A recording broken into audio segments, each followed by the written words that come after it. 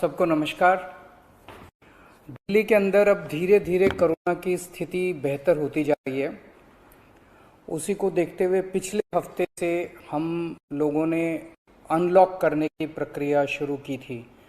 ये ज़रूरी है कि अगर कोरोना की स्थिति बेहतर हो रही है तो अर्थव्यवस्था को वापस पटरी पे लाना भी बहुत ज़रूरी है। पिछले हफ्ते हमने कंस्ट्रक्शन वर्कर्स और फैक्ट्री, ये दो सेक्टर्स खोले थे। पिछले एक हफ्ते से कंस्ट्रक्शन एक्टिविटीज़ और फैक्ट्री दोनों खुले हुए हैं, लेकिन कोरोना की स्थिति अभी कंट्रोल में है। पिछले 24 घंटे में लगभग 400 के करीब केस आए हैं। 500 से भी कम हो गए अब केसेस। 400 के करीब केसेस आए हैं और 0.5% के करीब पॉजिटिविटी बची है, संक्रमण दर बची है। तो स्थिति काफ़ी कंट्रोल में है और भगवान करे ऐसे ही कंट्रोल में रहे। तो ये वाला जो लॉकडाउन पिछले हफ्ते ऐलान किया था वो सोमवार को सुबह 5 बजे तक है। उसके आगे भी लॉकडाउन जारी रहेगा, लेकिन काफ़ी सारी और एक्टिविटीज़ में रियायत दी जा रही है, उनको खोला जा रहा है। एक तो जितने बाज़ार हैं, मॉल्स हैं, उनको खोला जा रहा है ऑड इवन के बेसिस पे, कि आधी दुकानें एक दिन खुलेंगी, आधी दुकानें दूसरे दिन खुलेंगी, आधी दुकानें एक दिन, आधी दुकानें दूसरे दिन। 10 बजे से सुबह 10 बजे से शाम को 8 बजे तक दुकान नंबर के हिसाब से, ऑड इवन के हिसाब से दुकानें खोली जाएंगी। दूसरा, जितने दिल्ली में सरकारी दफ्तर हैं, उन सरकारी दफ्तरों में ग्रुप ए ऑफिसर्स जो हैं वो 100% काम करेंगे और ग्रुप बाकी उसके नीचे वाले जो हैं वो 50% काम करेंगे।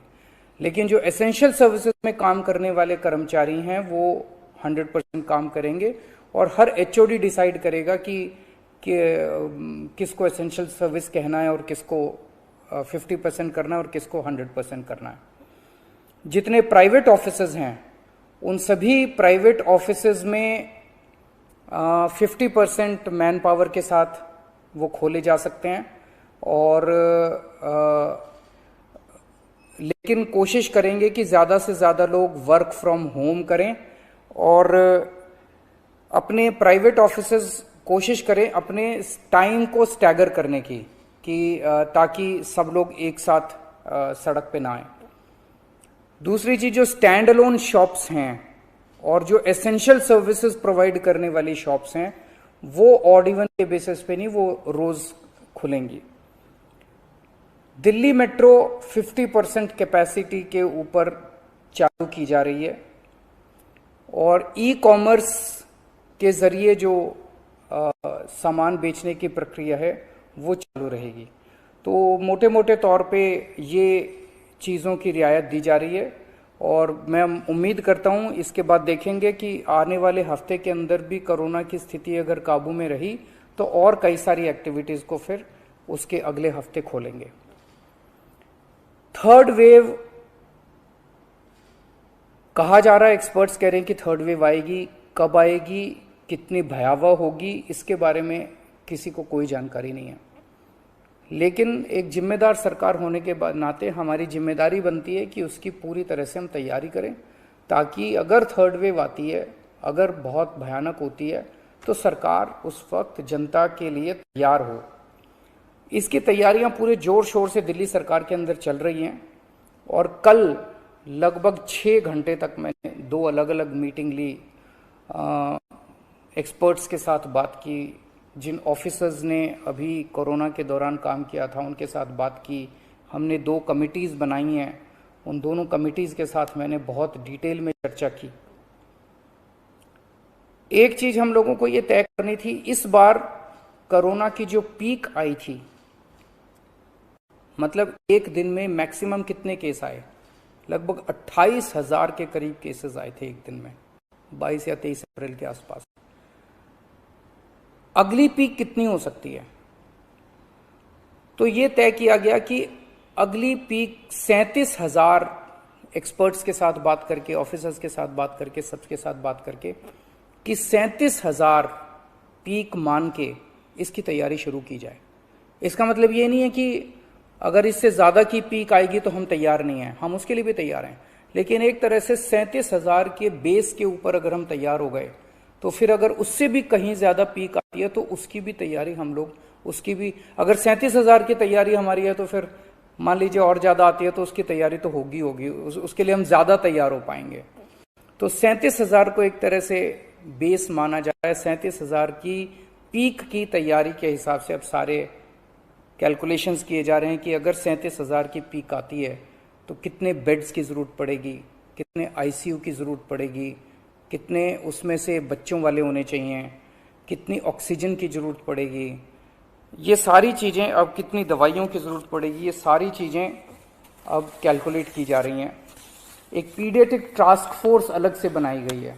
वो पीडियाट्रिक टास्क फोर्स ये तय करेगी कि जितने हमारे ऑक्सीजन बेड्स होंगे उसमें से कितने बच्चों के होने चाहिए, जितने आईसीयू बेड्स होंगे उसमें से कितने बच्चों के होने चाहिए।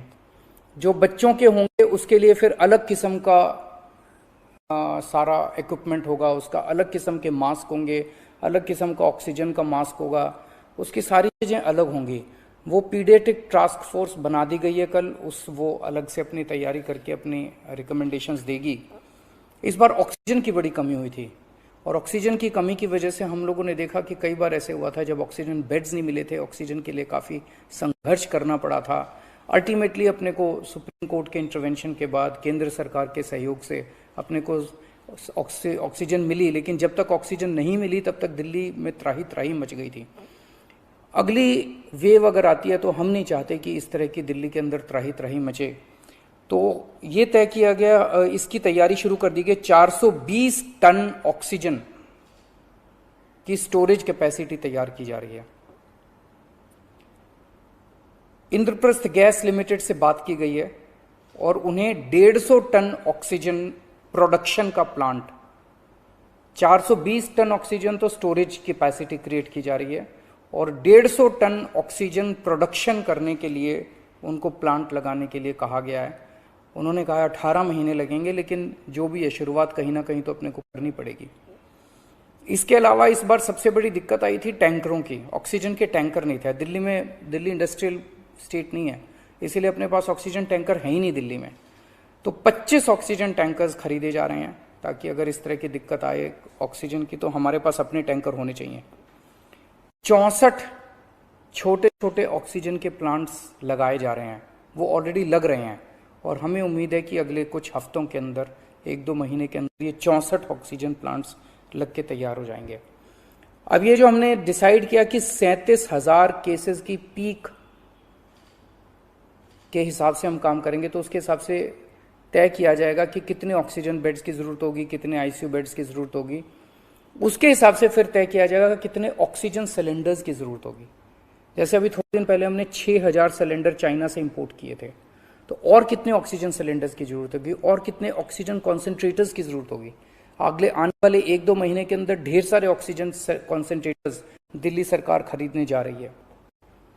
दवाइयों को लेकर 2 अहम निर्णय किए गए। एक तो ये कि इस वेव में ये देखा गया कि व्हाट्सएप खूब तेजी से, व्हाट्सएप के ऊपर दवाइयाँ खूब तेजी से प्रिस्क्राइब की जा रही थी और उसके ऊपर मतलब बात फैल जाए कि ये दवाई बड़ी अच्छी है तो पूरे समाज के अंदर, पूरे शहर के अंदर, पूरे देश के अंदर उस दवाई की अफरा तफरी मच जाती है। तो एक डॉक्टर्स की और एक्सपर्ट्स की टीम बनाई जाएगी। अगर किसी दवाई की डिमांड होती है तो वो डॉक्टर्स एग्जामिन करके बताएं कि इस दवाई से कोरोना में फायदा होगा कि नहीं होगा। अगर डॉक्टर कहते हैं होगा तो सरकार उस दवाई को मुहैया कराने की कोशिश करेगी, और डॉक्टर अगर कहते हैं कि ये दवाई बिल्कुल बेकार है, इससे कोरोना में कोई फायदा नहीं होगा और लोग इसके पीछे भागना बंद करें, तो जनता को उसके बारे में जागरूक किया जाएगा कि इस दवाई के पीछे भागना बंद कीजिए। एक ये। दूसरा, जो जो इम्पोर्टेंट दवाइयाँ हैं उनकी लिस्टें बना ली गई हैं, उसका कितना बफर, कितना स्टॉक चाहिए होगा उतना बफर स्टॉक क्रिएट किया जाएगा। एक्सपायरी डेट्स किस दवाई की कितनी है, एक्सपायरी डेट्स को ध्यान में रखते हुए उन सभी दवाइयों का बफर स्टॉक क्रिएट किया जा रहा है ताकि अगर जरूर, और प्राइवेट अस्पतालों के भी आदेश दिए जा रहे हैं कि वो भी अपने बफर स्टॉक्स इस तरह से तैयार रखें ताकि अगर महामारी आती है तो हम उसके लिए तैयार रहें। इसके अलावा 2 जीनोम सीक्वेंसिंग लैब्स बनाई जा रही हैं एलएनजेपी हॉस्पिटल में और आईएलबीएस में, ताकि हमें भी पता रहे कि दिल्ली के अंदर जो भी वेरिएंट आ रहा है वो वेरिएंट कौन सा वेरिएंट है, पुराने वाला है या कोई नया वेरिएंट आ गया है, और हमें इस बारे में क्या एहतियात बरतने की ज़रूरत है, हम एक्सपर्ट से पूछ सकते हैं। तो ये बहुत सारी चीज़ें कल चर्चा हुई, ये कुछ चीज़ें मैंने आपको बताई हैं और आपको यही आश्वासन देना चाहता हूँ कि आपकी सरकार पूरी तरह से 24 घंटे लगी हुई है इसमें। मैं उम्मीद करता हूँ कि अब कोई तीसरी वेव नहीं आनी चाहिए, उसके पहले हम कोशिश करेंगे अपने लोगों को वैक्सीनेट कर दें, लेकिन अगर तीसरी वेव आती है तो लोगों को तकलीफ़ नहीं होनी चाहिए, इसके बारे में हम पूरी कोशिश करेंगे। नमस्कार।